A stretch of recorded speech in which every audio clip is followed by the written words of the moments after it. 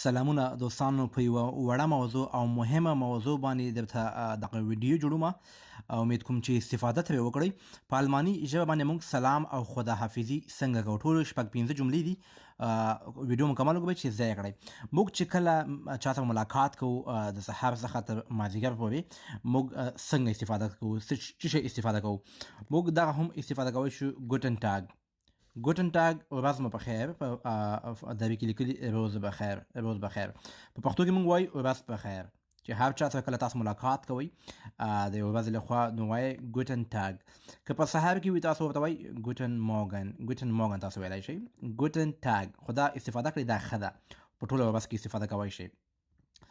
او که چېرته د ماښام وخت وي موږ چې وایي ګوتن آبند ماښام مو په خیر دلته سره د عربي کې فارسي کې لیکل شوي پاس عصر بخیر او موږ څنګه چې اول ځل ملاقات وي موږ وایو هالو مطلب وایي سلام هالو وایي سلام هالو تاسو همیشه چې تاسو ملاقات کوئ په المان کې هالو کوئ ورته او چې کله تاسو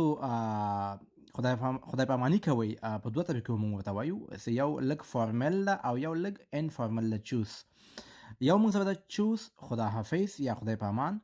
او یو موږ سره بل هم ده auf Wiedersehen مطلب دا هم وایي به امید دیدار یا خدای پامان د بیا د لیدو په هیله وړه موضوع ده دوستانو کولی شئ ما سره دغسې ښایسته جملې لغتونه او ډېر اصطلاحات له ما سره زده کړئ په الماني ژبه باندې